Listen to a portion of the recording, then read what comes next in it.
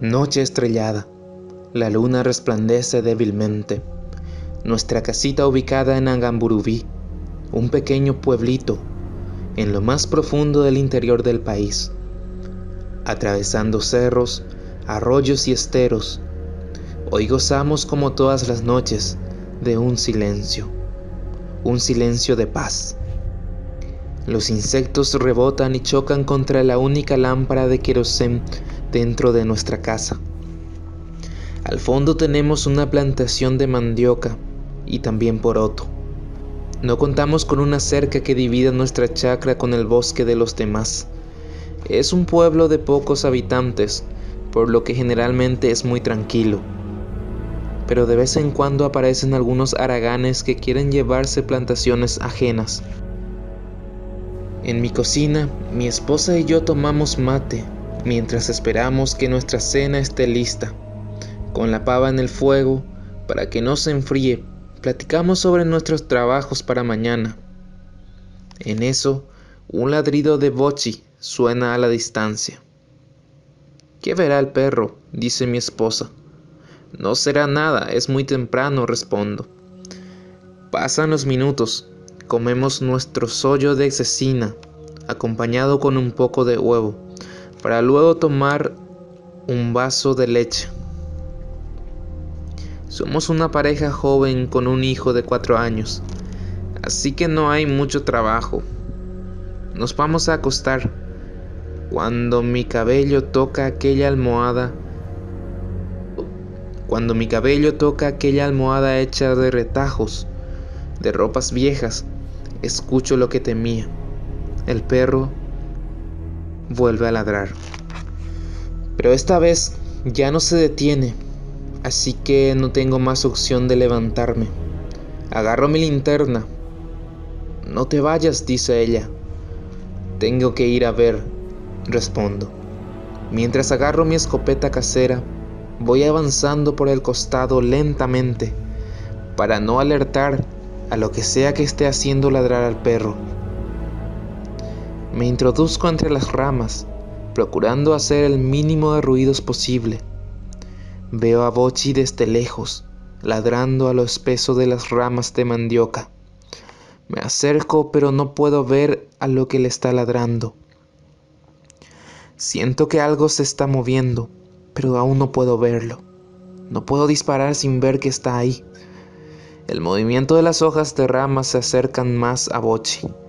Rayos, ya no puedo esperar. Prendo mi linterna y alumbro el lugar. ¿Qué? No puede ser. No hay nada. Pero sí... olvídalo.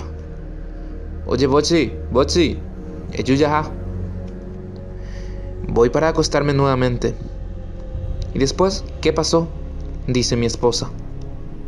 Nada. Seguro alguien quería llevarse mandioca. Pero después se acobardó y se fue. Mañana revisaré con más atención. Al día siguiente, la pava en el fuego calentándose para el mate y al lado ya hirviendo la leche para el cocido de maní. Llego, me siento como para cebar el mate mientras mi esposa frita unas tortillas. En esto me dice: ¿ya viste las pisadas que quedaron de la noche de ayer? No, aún no he ido. ¿Por qué? ¿Qué hay? Hace rato, cuando fui a traer algunas ramas para darle de comer a la vaca mientras la ordeñaba, vi unas huellas en la tierra aún mojada. Por el rocío. Eran muy pequeñitas, como las de una criatura. ¿Viste alguna criatura ayer cuando fuiste a revisar? Solo respondí que no logré ver nada, aunque yo en el fondo sabía que algo no cuadraba. En el día solo me dediqué a mis labores de la chacra. Después, como todas las noches de invierno, nos acostamos a dormir a las 8 de la noche. A eso de las 1 de la madrugada, me levanto a tomar un poco de agua.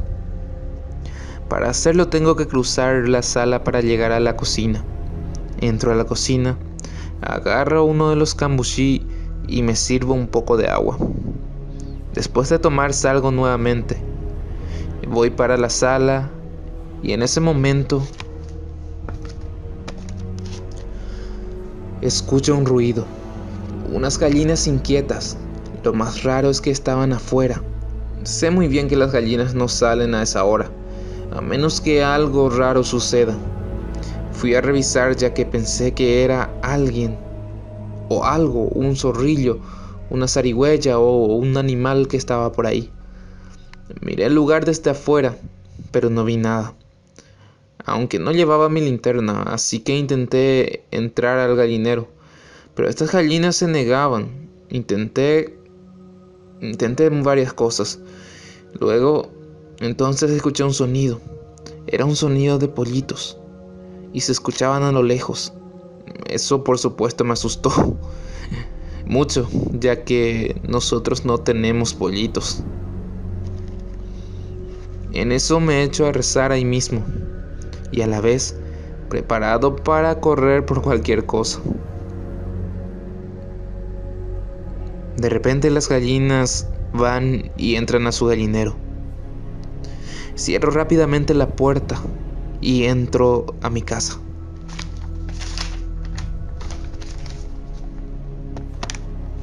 Al día siguiente era el cumpleaños de mi esposa e invitamos a nuestros padres y amigos para la celebración. Para ello matamos al pato más grande que había para poder preparar un rico tallarín y por supuesto una buena sopa para acompañar. Nuestros padres y algunas amistades iban llegando. Éramos unas 10 personas. Nos juntamos en ronda de tereré, platicamos sobre varias cosas. Y en una de esas empezamos a hablar de encuentros con leyendas populares como Yacyretá, Pombero, Luisón, entre otros. Aprovechando el momento, cuento mi incidente de la noche pasada. De repente todos se ponen serios. Y mi suegro, que ya tendría unos 65 años, me dice: socio, vengo según la movimiento Jareguaman de Vana.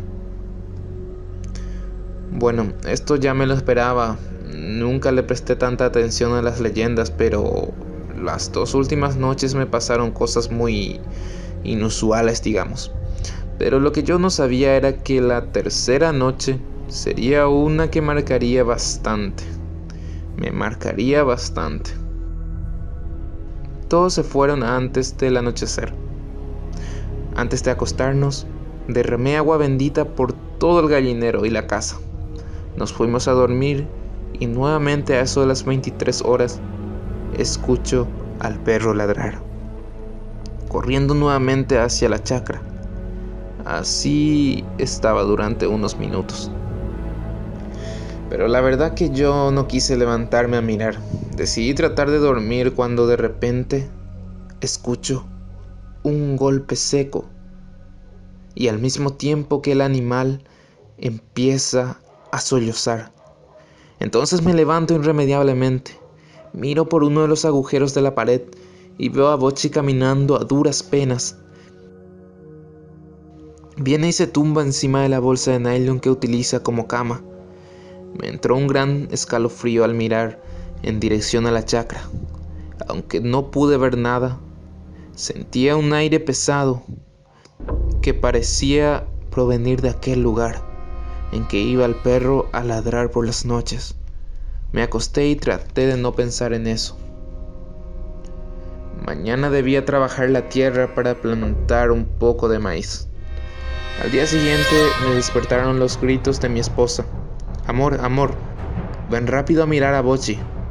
Asustado salté de la cama y fui a ver al perro que estaba tirado en el suelo, temblando y con espuma en la boca. Es como si estuviera envenenado. Empecé a desesperarme. Entonces recordé que en ese caso es bueno darle leche hasta que vomite. Amor, tráeme esos 2 litros de leche. Yo le abro la boca y tú se lo das. Así le empecé a dar de tomar forzadamente, hasta que por fin vomitó. Y entonces me fijé en un moretón en su espalda.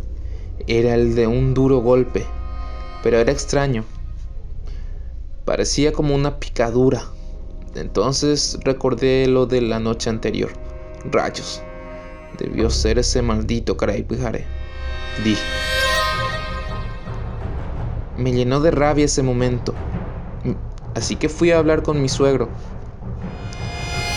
ya que él conocía algunas cosas sobre este ser. Lo único que me interesaba era saber cómo detenerlo, espantarlo o, si es posible, matarlo. Me empezó a contar cómo era esta criatura. Me dijo que debía hacerme su amigo, dejándole tabaco y caña en el tatacuá o en algún árbol. Pero yo no quería ser su amigo. Quería hacerle pagar por lo que le hizo a Bochi. Entonces, con la información que me dieron, ideé un plan para ponerle fin a esto.